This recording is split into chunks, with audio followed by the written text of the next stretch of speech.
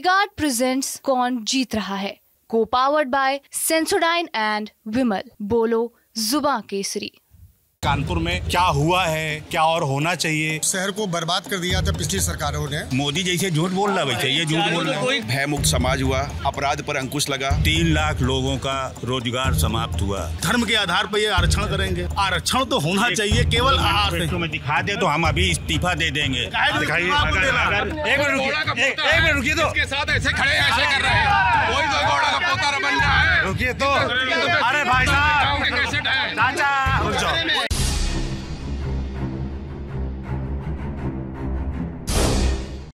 तो ये कानपुर है और ये कानपुर की कचहरी है। चारों तरफ आप देखेंगे वकीलों के अपने चैम्बर हैं और तमाम वकील हमारे साथ जुटे हुए हैं। कानपुर लोकसभा अपने आप में कानपुर एक ऐतिहासिक शहर है। अगर फिलहाल सांसद की बात करें, सत्यदेव पचौरी हैं, बीजेपी की तरफ से उनका टिकट काट दिया गया है और उनकी जगह बीजेपी से रमेश अवस्थी आए हैं चुनाव लड़ने। कांग्रेस की तरफ से बात करेंगे तो आलोक मिश्रा चुनावी मैदान में हैं और बहुजन समाज पार्टी की तरफ से हैं कुलदीप भदौरिया। अब चुनाव में इस बार तीनों ही प्रत्याशियों अगर आप देखेंगे तो तीनों नए प्रत्याशी हैं लोकसभा के लिहाज से। तो जनता क्या सोच रही है, खास तौर पर जो प्रबुद्ध वर्ग, वकील वर्ग माना जाता है, एडवोकेट लोग जिनके पास पूरा कानपुर आसपास के लोग आते हैं, वो क्या सोच रहे हैं चुनाव के बारे में, वो समझने का प्रयास करेंगे। अगर समीकरणों की बात करें तो ये सवर्ण वोटर यहाँ पर ज़्यादा हैं, ब्राह्मण वोटर ज़्यादा हैं। इसीलिए कई बार जब प्रत्याशी चुनने की बारी आती है तो ज़्यादातर पार्टियाँ ब्राह्मण प्रत्याशी चुनती हैं। तो इस बार कांग्रेस से आलोक मिश्रा और बीजेपी की तरफ से रमेश अवस्थी हैं, दोनों ब्राह्मण प्रत्याशी हैं। उनके बारे में लोग क्या सोच रहे हैं। और सबसे पहले बात करेंगे कानपुर के मुद्दों की। एक कानपुर जो अपने आप में एक तरफ मैनचेस्टर ऑफ ईस्ट था, फिर मैनचेस्टर ऑफ यूपी रहा, मगर अब जब बात होती है इंडस्ट्री की तो सिकुड़ती जा रही है। आप लोगों से पहले मैं थोड़ा मुद्दे समझना चाहूँगा कि कानपुर चुनाव है, मुद्दे क्या हैं इस बार चुनाव में? क्या नाम है आपका? राजेंद्र सिंह। राजेंद्र जी।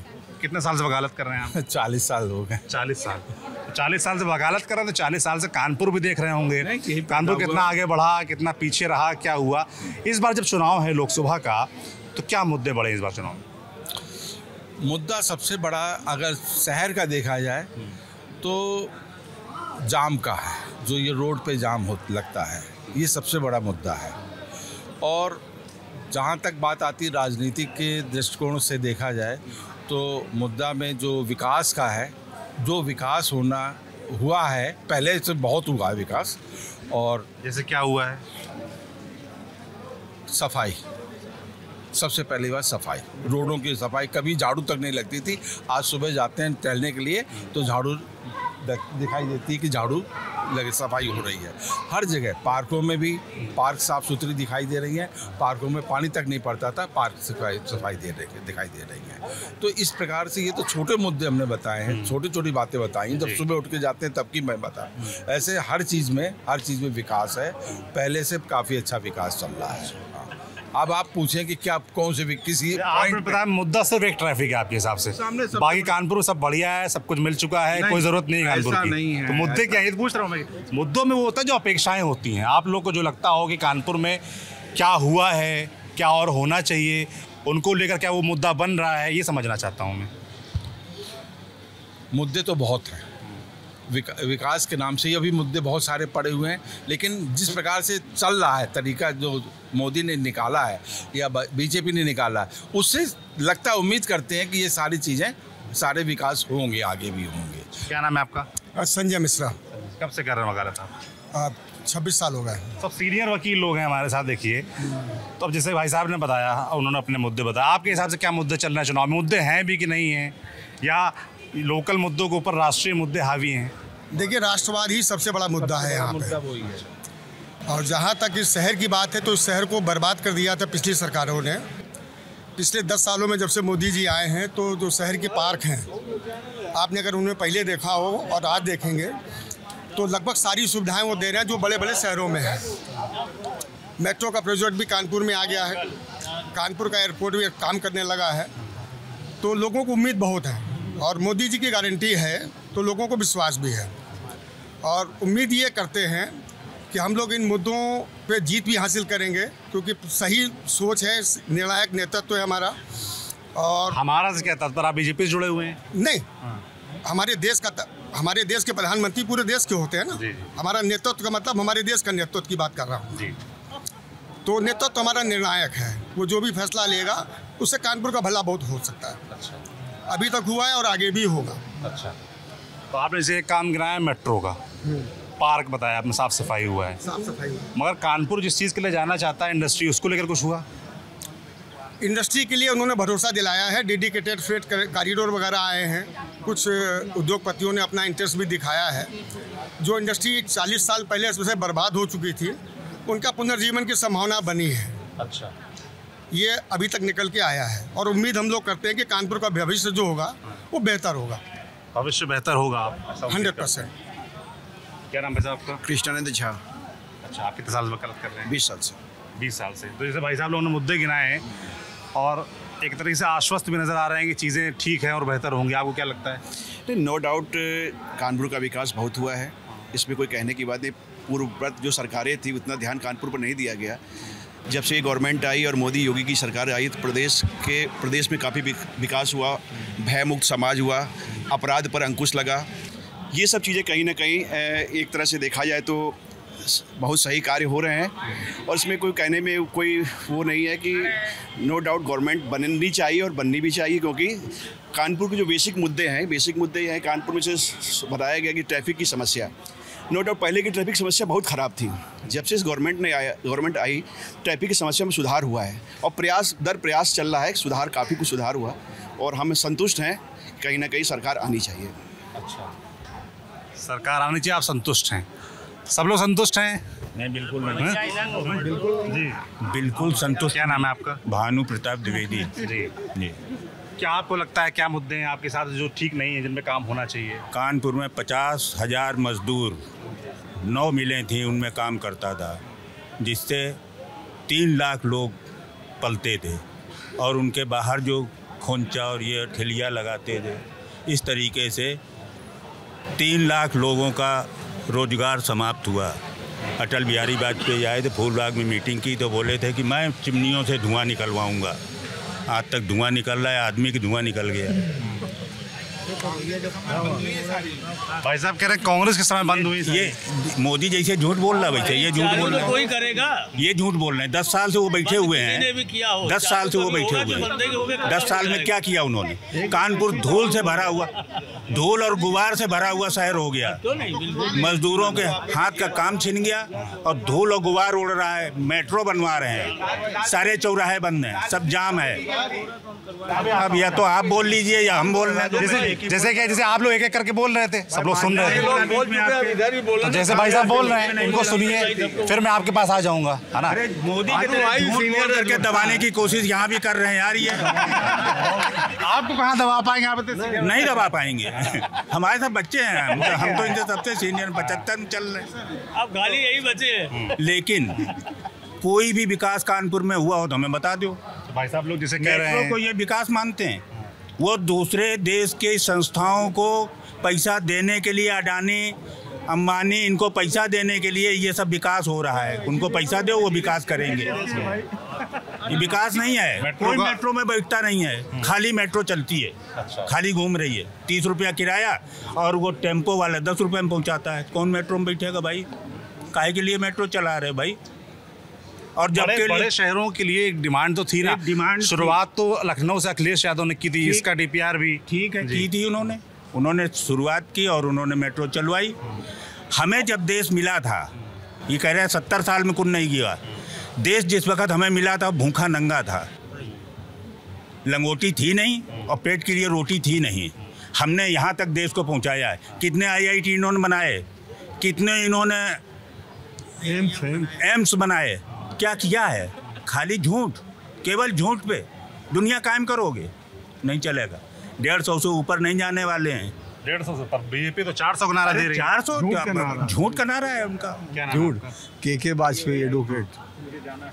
अच्छा, वकील साहब को जाना, पहले इनसे बात कर लेता हूँ। नहीं, लाइन से चलिए। जी वकील साहब, क्या मुद्दे हैं आपके हिसाब से? जैसे भाई साहब ने बताया है, सबसे बड़ा मुद्दा बेरोजगारी का है। अच्छा। हिंदुस्तान में, उत्तर प्रदेश में अभी जो पेपर लीक हुआ है, नौजवानों के पास सबसे बड़ी समस्या बेरोजगारी की है। MA, BCom, BSc, LLB किए हुए लड़का बेरोजगार सड़क पे घूम रहा है। और मोदी जी की जो गारंटी है कि हम रोजगार देंगे, रोजगार नहीं मिल पाया। पेपर लीक हो गया, सबसे बड़ी समस्या है।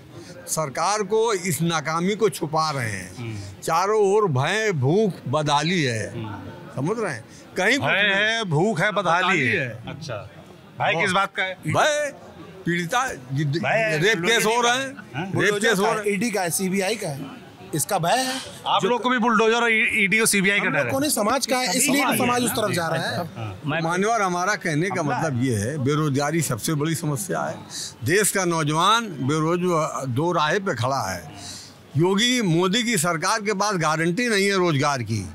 आप बताएं, आप अखबार नवीस हैं। रोजगार एक बड़ी समस्या, रोजगार की बड़ी समस्या, रोजगार के परिणाम भुगतने पड़ेंगे सरकार को। जैसे रोजगार आप लोग बात करते हैं, तमाम लोग रोजगार की बात करते हैं, तो सरकारी रोजगार की बात होती है तो सरकार कहती है कि भाई सबको रोजगार तो दिया नहीं जा सकता, उसका ऑल्टरनेटिव पे आप लोगों को लगता है कुछ काम हो रही है? 50,000 मशीनें चलती थी कानपुर में, 50,000 मजदूर रोज काम करता, 3 शिफ्ट में काम होता, कितने हाथ को रोजगार था, अब वो सब खत्म। आप कह रहे हैं सरकारी भी व्यवस्था नहीं है और गैर सरकारी जब बात होती तो उसके लिए भी कुछ सेक्टर में ये जो मिलें थी सरकार ने इसीलिए ली थी कि वो प्राइवेट सेक्टर में वो नहीं चला पा रहे थे, तो सरकार ने ले ली थी। और सरकार ने मिलें इसीलिए ली थी मजदूर की रोजी रोटी बची रहे। मैंने इस टेपको के लिए आंदोलन किया था, बंसीलाल आए तो मैं गेट पे लेटा था, हमने मेरी छाती पर चढ़ के जाओ, वो बोले क्या चाहते क्या हो, हमने कि इस मिल को बंद नहीं होने देंगे। इसमें उन गरीबों को रोटी मिलती है, ज़्यादातर उसमें एससी या वो लोग जो जूते बनाने का काम करते थे उनके हाथ का काम नहीं जाना चाहिए, इसलिए हमने 1 रुपए में वो कारखाना खरीदा था सरकार ने और टेपको को पूरी ताकत से फिर चलाया गया और इसमें सब मिलिट्री के जूते बनते थे। आपके पास मैं आता हूँ, पहले भाई साहब से बात कर लूँ, फिर मैं समझूंगा उस चीज़ को, इंडस्ट्री वाली बात को कि बंद आखिर क्यों, क्या समीकरण बने। आ रहा हूँ जी। क्या नाम है आपका? रविंद्र वर्मा। रविंद्र जी, जैसे कि भाई साहब ने गिनाया जब रोजगार के विषय पे, तो मैंने कहा भाई कि सबको सरकारी रोजगार तो मिल नहीं सकता, तो बात आती प्राइवेट रोजगार की। मैं ये समझता हूँ जो लोग सक्षम होते हैं, जिनको रोजगार करना होता है, वो अपना कुछ ना कुछ रोजगार कर लेते हैं। अच्छा। कोई सरकार घर बैठे रोजगार देने आई हो आज तक 70 साल में मैंने नहीं देखा। और जो कॉम्पिटेंट होते हैं वो रोजगार कर लेते हैं, वो गली गली रोजगार मांगते नहीं। आप कह रहे हैं सक्षम लोग नहीं है? जी, जिसको करना होता है वो सब रोजगार कर रहे हैं और जिसको नहीं करना है वो बैठ करके हाथ पे हाथ धरे बैठे हैं, वो सरकार का मुंह देख रहे हैं। और जिसे करना है वो सब कर रहे हैं, जिनके पास किसी के पास रोजगार की कमी नहीं है। और जहाँ तक डेवलपमेंट का सवाल है, मुझे ध्यान है, जहाँ तक मेरी याद है, कानपुर में सड़कों पे कूड़े में और नालियों में सुअर लौटते थे और अब साफ सफाई और डेवलपमेंट और मेट्रो आ गई तो वो नजर नहीं आ रही क्योंकि कूड़े में रहने की। अच्छा, आप लोग ने एक काम गिनाया मेट्रो, है ना, एक साफ सफाई और पार्क। जी। अब जैसे रोजगार के विषय में बात कर रहे हैं, आपको और क्या काम हुए? और भी इसमें मैं बताता हूँ, जो एक प्रॉपर जो एडमिनिस्ट्रेशन होता है, पहले घर गली में जो है ट्रांसफार्मर जल जाता था, बिजली का ट्रांसफार्मर 3-3 दिन चेंज नहीं होता था, कोई अल्टरनेट गाड़ी लगा खड़ी कर देते थे। अब 2 घंटे में काम होता है, अगर आप करेंगे तो कंप्लेंट अटेंड ना हो, ऐसा हो नहीं सकता। चाहे वो टेलीफोन से रिलेटेड हो, चाहे बिजली से रिलेटेड हो या पानी से हो, कोई भी चीज़ होती है तो तुरंत अटेंड होती है। उसके अलावा आप करप्शन नहीं है, हर काम में पहले पैसा पड़ता था, अब पैसा नहीं पड़ता, करप्शन नहीं है। अब अपनी मतलब जनरली देखिए, इंसान की फितरत तो बात अलग है, हर एक इंडिविजुअल को ये नहीं कह सकते कि बीजेपी टाइम में, लेकिन करप्शन जो जनरली जो है होता है जो गवर्नमेंट के लेवल पे, वो अब नहीं है। जब भाई साहब कह रहे हैं कि जहाँ 10 रुपए लगते तो वहाँ 50 रुपए लगे, उनके लगते होंगे, मेरे नहीं लगे, मेरे नहीं लगे। कह रहे हैं कि उनके। जी, मैं प्रदीप वाल्मीकि, वरिष्ठ कार्यकारिणी कानपुर बार एसोसिएशन। आज ये जो स्थिति है, कहने का मतलब है कि कह रहे हैं पढ़े लिखे लोग जो सक्षम है, सक्षम तो सभी हैं। आप योगी जी और मोदी जी जो कह रहे हैं कि बीएड वाले 2011 वाले संघर्ष कर रहे हैं, मैं भी जो बीएड टेट 2011 का हूँ, वहाँ लाठीचार्ज करते हैं, दबा दी जाती है न्यूज़। और कोई भी चीज़ वो कहते हैं पेपर लीक हो गया, आपकी इनकी सरकार लीक हो जाएगी, सरकार लीक हो जाएगी तब पता चलेगा। क्योंकि जब आदमी का पेट पढ़ा लिखा लड़का सड़कों पर है, 30 साल 35 साल की उम्र पूरी कर लेता है, उसको जॉब नहीं मिलती। जब जॉब के लिए जाते हैं तो योगी जी कहते हैं कि आप जो योग्य नहीं है, तो योग्यता कहाँ से आएगी ना, डिग्री तो आपने। भाई साहब बताएं कहाँ गए, चले गए? योग्यता की जो बात है, जैसे उन्होंने कहा कि सक्षम लोग नहीं, जो सक्षम लोग उनको नौकरी मिल रही है, ये बात बिल्कुल सही है। और जैसे भाई साहब कह रहे हैं कि बीएड क्वालिफाइड है, सब सक्षम है, अब किस सन में आप हैं?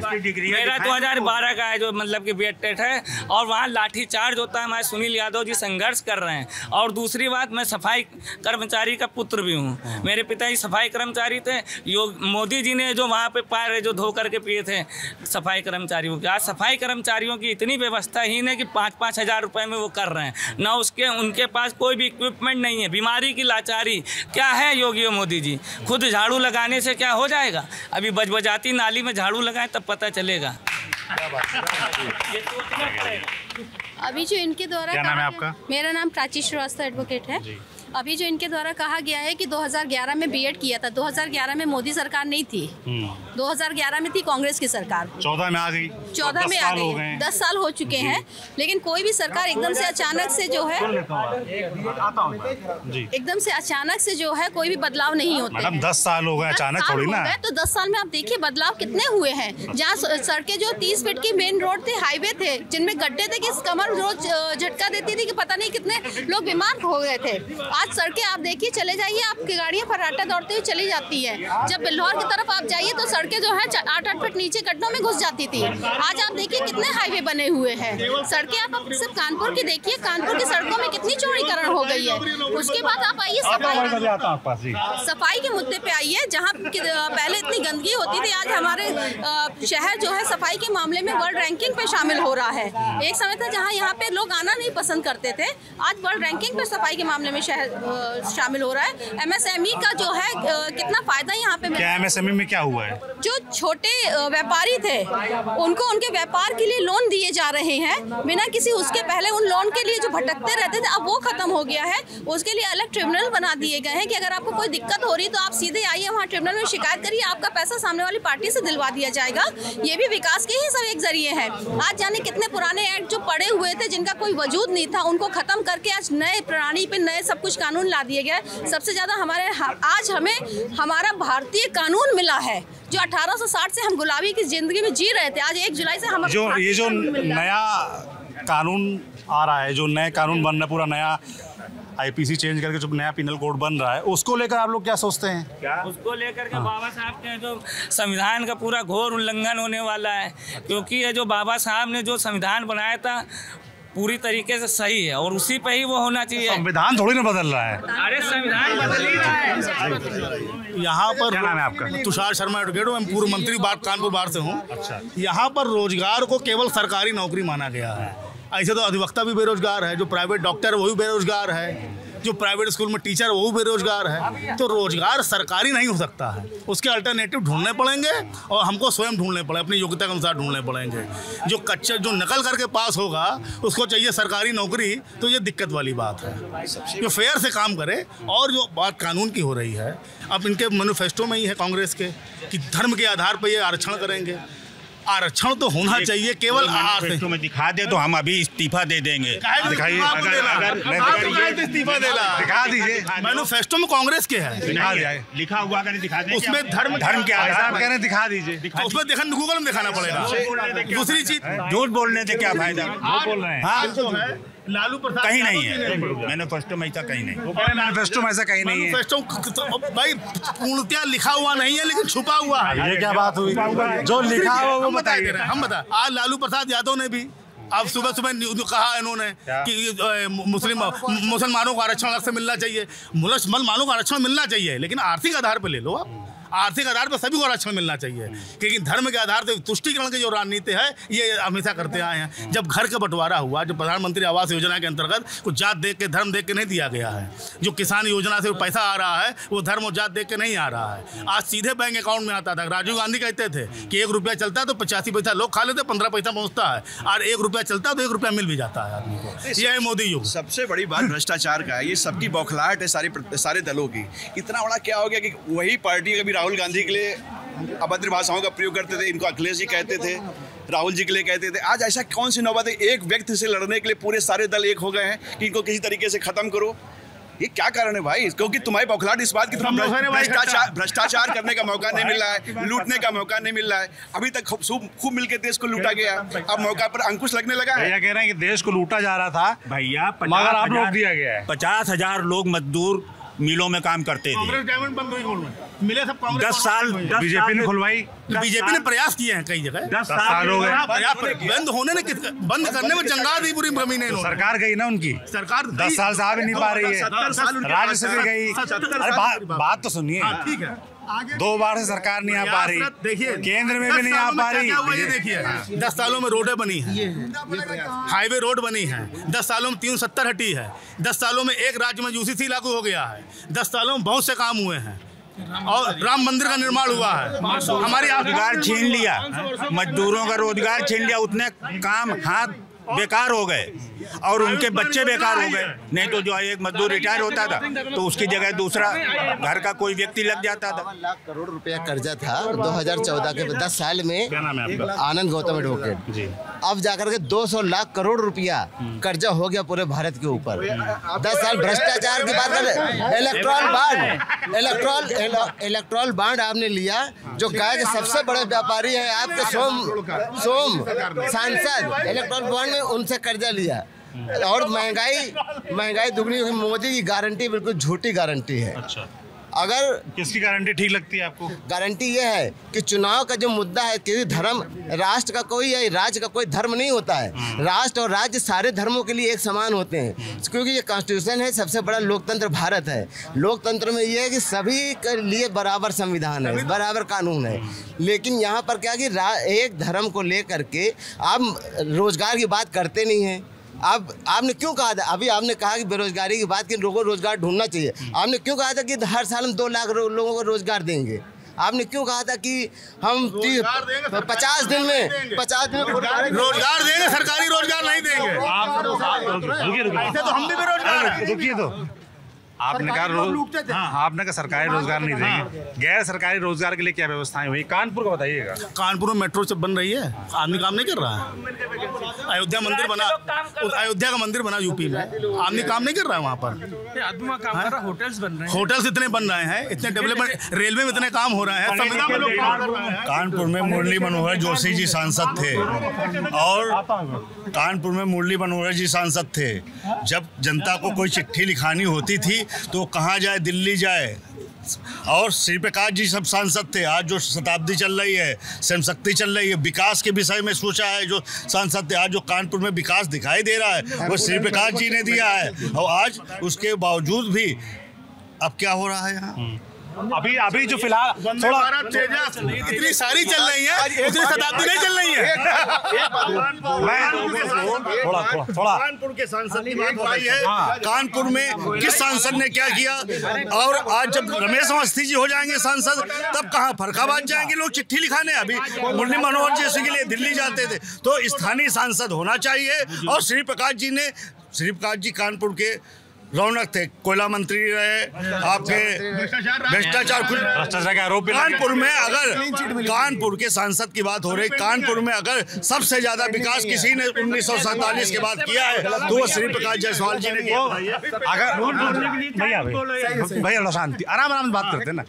जैसे रुकिए, तो आपने कहा श्री प्रकाश जायसवाल जी ने बहुत काम, बात तो सुनिए। अरे रुकिए भाई साहब, आप कह रहे श्री प्रकाश जायसवाल जी ने काम बहुत कराया, 3 बार वो जीते भी, फिर हारे क्यों और 2 बार लगातार?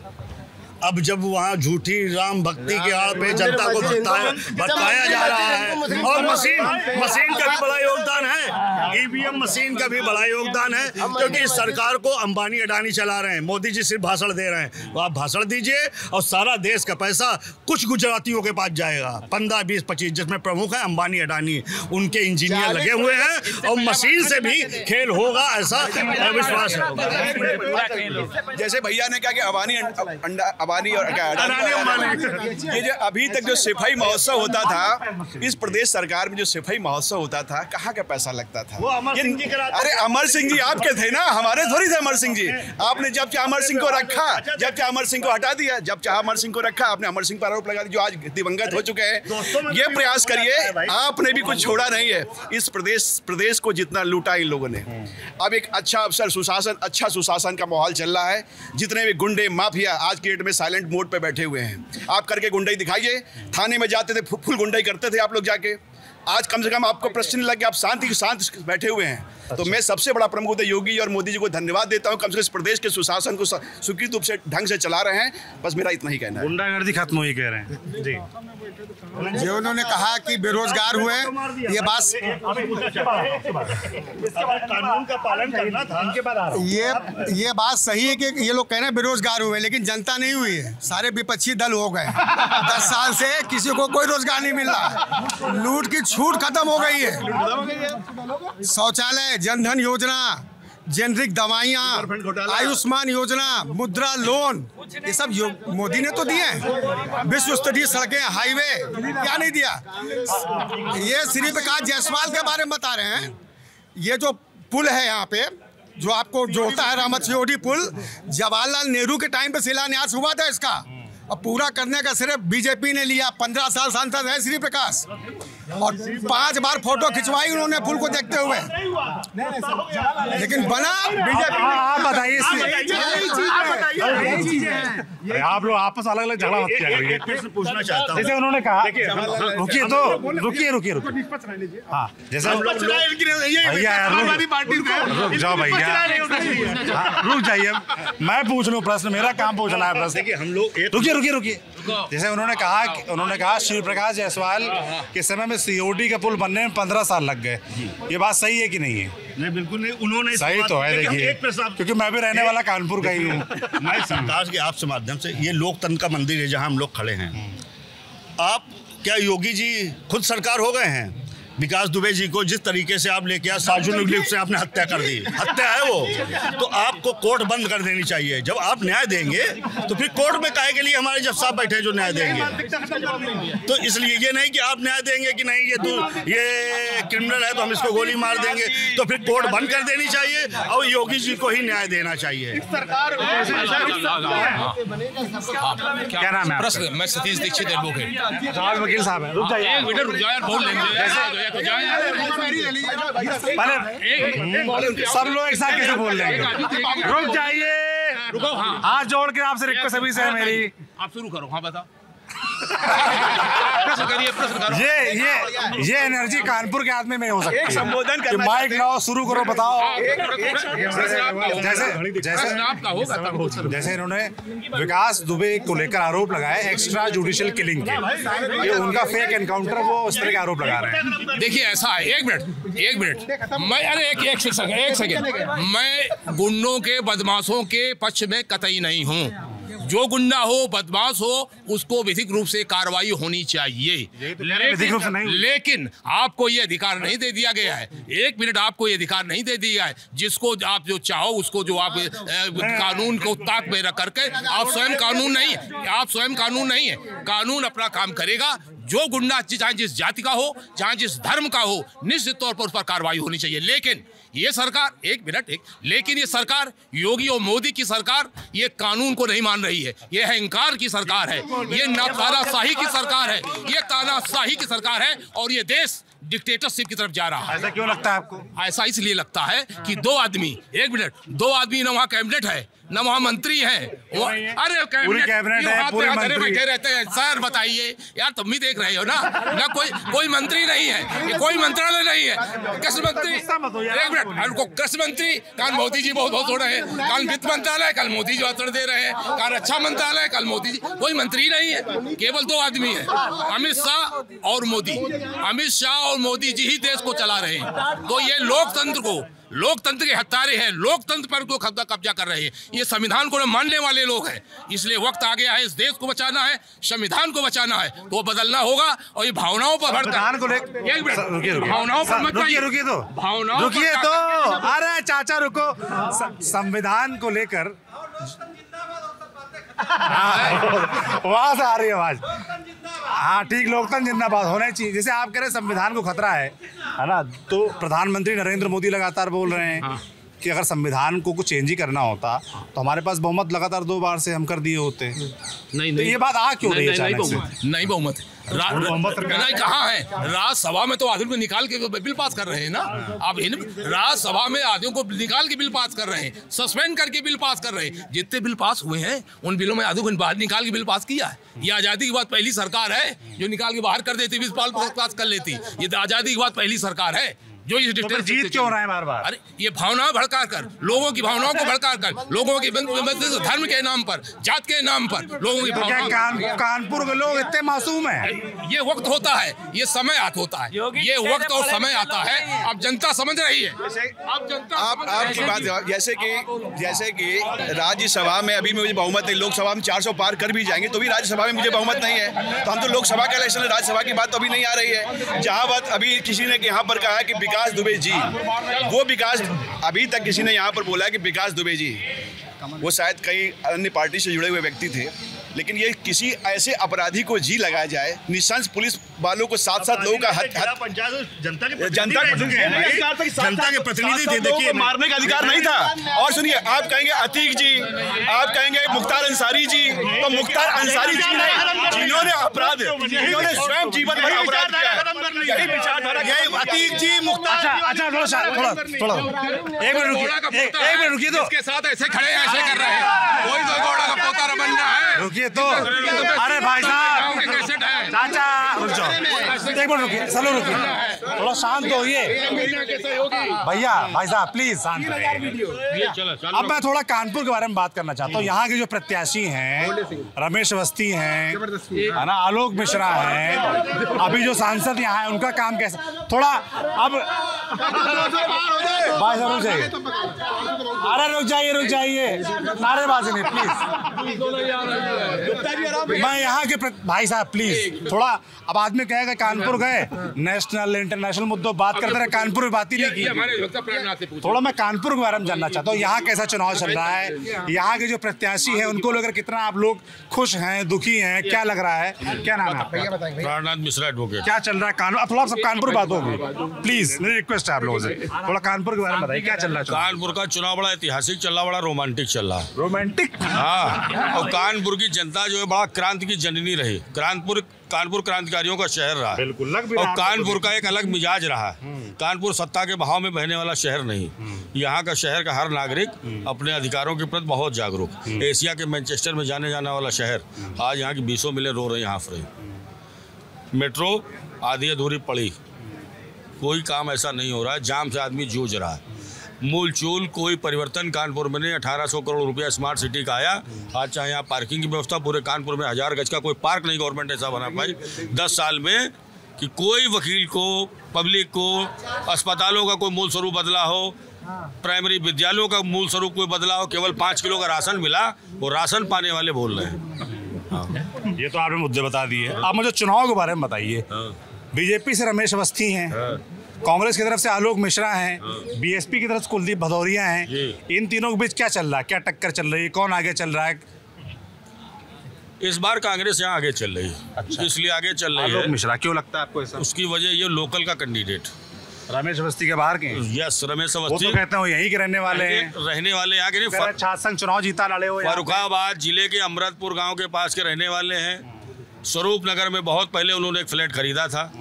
राष्ट्रीय सहारा में सर्विस करते थे, राष्ट्रीय सहारा में जीएम हो गए, दिल्ली चले गए और दिल्ली से डायरेक्ट वहाँ से आए हैं। यहाँ पुराने जो आपके निवर्तमान सांसद जी थे पचौरी जी, कैसा रहा उनका काम? पचौरी जी भले आदमी, राजनीतिक टेम्परामेंट के लोग हैं। हर व्यक्ति का जो उनके दरवाजे गया उन्होंने सम्मान किया, और मूलभूत योजनाएं जो भारत सरकार की थी कानपुर की तरफ प्रधानमंत्री की नजर नहीं। केवल 1.5 किलोमीटर का रोड शो जागरण 17 किलोमीटर दिखा रहा। देश का प्रधानमंत्री जागरण ने 17 किलोमीटर का रोड शो दिखाया। बड़ा दुर्भाग्य, जागरण जैसे अखबार को लानत आनी चाहिए। 1.5 किलोमीटर आगे चले गए, अरे पूरा कानपुर देखने नहीं उन्होंने मुनासिब समझा। ये हालत है। तो ये जैसे बता रहे हैं कि लोकल प्रत्याशी नहीं है, बाहर के हैं। सब भाजपा बाहर का ही प्रत्याशी थोपती है। सतदेव पचौरी बाहर के थे? मुरली कहाँ से आए थे? अभी तो सांसद पचौरी है, अभी नहीं है। उसके पहले तो थोपा था, उसके पहले तो थोपा था। पचौरी जी ठीक है, हमारे शहर के हैं, उनकी बात कभी मानी? उनको कभी तवज्जो ही नहीं दिया बीजेपी ने। अच्छा, ऐसा क्यों लगता और है आपको? मंत्रालय नहीं दिया भाई। प्रकाश जी कांग्रेस के मिनिस्टर थे, मंत्रालय थे, उत्तर प्रदेश में 2 बार वो सांसद रहे, मिनिस्ट्री रहे, केंद्रीय गृह राज्य मंत्री रहे। और कानपुर का एक ऐतिहासिक स्थान है, यहाँ की पॉपुलेशन है, बगल में लखनऊ है, वहाँ का विकास देख लीजिए। कानपुर का टैक्स देने में यूपी में कानपुर आगे, और सबसे ज्यादा बदहाली के लिए रो रहा है। फिर भी यहाँ के कुछ लोग खुश हैं, बड़ा विकास हो रहा है। अगर ऐसा ही विकास चाहिए तो तालाब बन जाएगा कानपुर। भाजपा की 3 धरोहर, अटल, अडवाणी, मुरली मनोहर। अब मुरली मनोहर कानपुर के सांसद, तो कानपुर रो रहा रोई तो रहा। अगर वो खुश कर देते, भाजपा की 3 धरोहर, मुरली मनोहर, अब कुछ नहीं कर पाए शहर के लिए। मुरली मनोहर जोशी जो थे वो राष्ट्रीय नेता थे और एज के कारण उनको मंत्रालय नहीं दिया गया। पचौरी जी को सुन लीजिए। और विकास अगर कानपुर में नहीं हुआ तो फिर कहीं नहीं हुआ। अच्छा, विकास मेट्रो बन रही है, इनके अखिलेश जी बनवाने केवल योजना तो बीजेपी सब योजना लाते हैं, कांग्रेसी और सपा। मिनी पीजीआई का निर्माण हुआ, सुन लीजिए, मिनी पीजीआई का निर्माण हो रहा है। अरे सुन लीजिए, मिनी पीजीआई का निर्माण हो रहा है, रोडें बन रही है, मेट्रो बहुत त्वरित स्थिति से, मतलब बड़ी तेजी से बन रही है मेट्रो। अगर कुछ बनेगा तो कुछ थोड़ा बहुत आदमी को। प्रत्याशी के बारे में बताइए, प्रत्याशी के बारे में। प्रत्याशी निर्विवादित है, सौम्य है और बहुत अच्छा प्रत्याशी है, पढ़ा लिखा प्रत्याशी है, पत्रकार रहा है और राष्ट्रीय सहारा में पत्रकार रहा है। यहाँ पर चुनाव लड़ चुके हैं, गोल्ड मेडलिस्ट हैं और टॉप किया है एजुकेशन में, हर चीज में। उनको कानपुर की जनता इतना जानती है कि ट्रेन से दूसरा उतरता, माला दूसरे को पहना दी जाती है। याद है ना? हाथ मिला के हाथ धोने का प्रत्याशी है। किसी आदमी से हाथ मिलाता तो हाथ पहले धोता, अपने पस्ता को, अपना हाथ पहले साफ करता। आलोक मिश्रा के बारे में बता रहे हैं। कॉलेज में 600 रुपए से नौकरी शुरू की थी आलोक मिश्रा जी ने। कानपुर के क्राइस्ट कॉलेज में 600 रुपए से नौकरी शुरू की थी आलोक मिश्रा जी ने। जन्म जाति पूंजीपति नहीं है, अपनी मेहनत से उन्होंने बनाया अपना साम्राज्य। आलोक मिश्रा है क्या, पहले ये पूछो। एक सेकंड, आलोक मिश्रा इस कानपुर के लिए क्या सैक्रिफाइस किए, क्या सैक्रिफाइस किया, मैं पूछ रहा हूँ। विद्यालय चला रहे हैं, लोगों को लूट रहे हैं। आलोक मिश्रा की बात। यस, और क्या, बिल्कुल कंफर्मेशन है। तो कौन क्या कर रहा है इसके लिए देखिए आप। बीजेपी की बात आप कहने के लिए नहीं, केवल बात किस बात की है। रमेश अवस्थी को बाहरी बता रहे हैं। देखिए रमेश अवस्थी, कोई कानपुर में किसी का नारा गड़ा हुआ बताइए। मैं कानपुर देहात का रहने वाला हूँ, मैं 50 साल से मैं रह रहा हूँ कानपुर में। कानपुर का फर्रुखाबाद का रहने वाला व्यक्ति अगर कानपुर में आ गया और रह रहा तो कहाँ जाएगा? आप कहने लग जाइए कि मोदी जी कहाँ के पैदा हुए, दिल्ली कैसे चलाएंगे? ये कोई एक मापदंड नहीं है। मापदंड इस बात का है कि भाजपा की एक जिम्मेदारी है, वो कानपुर बहुत बड़ा नगर है, स्मार्ट सिटी बन रहा है। आप क्या नहीं यहाँ हो रहा है। आप लोग 4 कहने वाले लोग आगे आपके करने से पूरा कानपुर चलेगा। हम उनको कहना चाहते हैं, उन लोगों को जो लोग बुराई करते हैं। किसकी बुराई करते हैं? किसकी? भाजपा की, रमेश अवस्थी की। उनसे पूछिए, मैं भाजपा के लोगों से ही पूछता हूँ, मैं आम जनमानस का आदमी हूँ। आप कह रहे हैं भाजपा के लोग जो रमेश अवस्थी की बुराई करते हैं, मैं उनसे पूछना चाहता हूँ। अच्छा, मैं उनसे नहीं तो क्या भाजपा वाले भी विरोध कर रहे हैं? विरोध किए हैं, इसी वजह से ये लोग कह रहे हैं, इसके अलावा कोई बोलने वाला नहीं है। उनसे पूछो उनकी हैसियत क्या है कानपुर में, उनकी हैसियत कानपुर में, जो लोग विरोध किए हैं। अरे बजरंग दल के मैं, अरे भाई आपसे बात हो गई है ना, हमारी आप बोलने दीजिए, उनकी हैसियत क्या है। इस कानपुर में भारतीय जनता पार्टी लाखों वोट से जीत रही है, लाखों वोट से, 2 लाख प्लस। किसी की हिम्मत नहीं है उसको छू जाए। जोशी ने जीता 2 लाख। हम कहते हैं बड़े बड़े लोग आ जाएं, जिसकी हिम्मत हो वो आ जाए। ये वोटर का मिजाज है। मैं खड़ा हो जाता, मैं कुछ नहीं हूँ, मैं जीता 2 लाख से। कोई भी खड़ा हो जाएगा, जो ये विरोध कर रहे हैं आज ये खड़े हो जाए, भाजपा मिल जाएगी, ये जीत जाएंगे। क्यों? भाजपा की स्थिति इस देश और इस प्रदेश में सारी व्यवस्थाएं सब, तो ये सारी बातें केवल अपनी राजनीति चमकाने के लिए लोग कर रहे हैं, यहाँ और कोई नहीं। भाजपा के अलावा कोई नहीं है। भाजपा ने जो कुछ किया है केवल मोदी देखा जा रहा है। क्या नहीं किया, मैं आपसे पूछा हूँ, यही बताइए, क्या नहीं किया कानपुर के लिए? अरे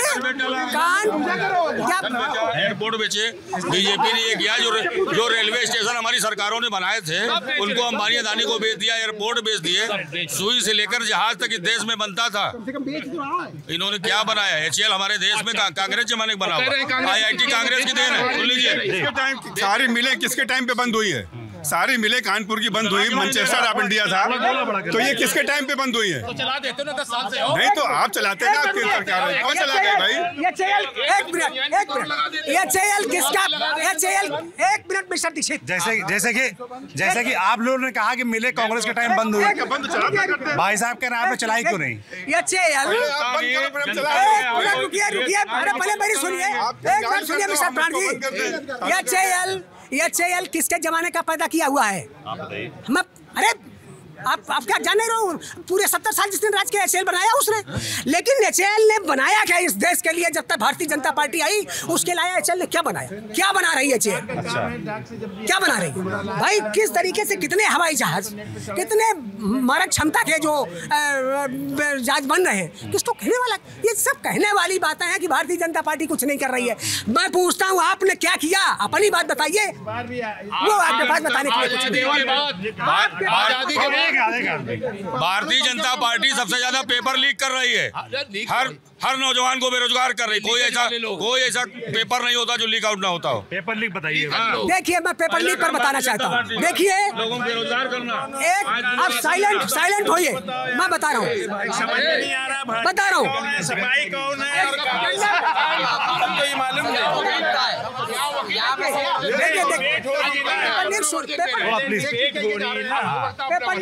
नहीं देखिए, मैं सिर्फ रुक जाइए, मैं सिर्फ अधिवक्ताओं से मिलने आया था और किसी से ये पूछ के नहीं आया हूँ। आप थोड़ा कैमरे जगह दे दिए भैया।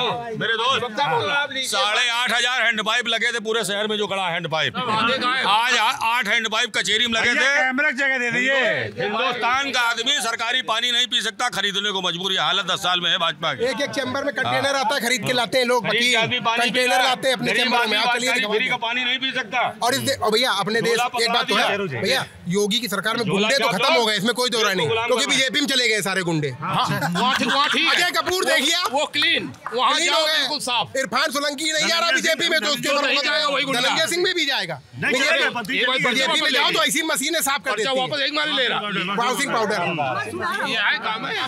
सुनिए, अब सुन लिया आप मेरी सुनिए, सुन ले, बोल लिया ना आपने का जवाब ले लिया। देखिए, दो चीजें समझिए, किसी पर व्यक्तिगत आक्षेप नहीं होना चाहिए। देश का प्रधानमंत्री इतना नौटंकीबाज है, बता दें। व्यक्तिगत आक्षेप ताली बजवा रहा था कोरोना में।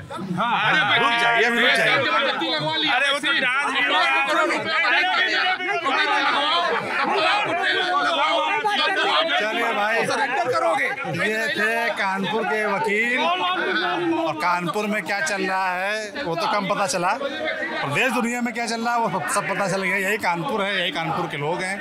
आप देखते रहिए टी9 डिजिटल।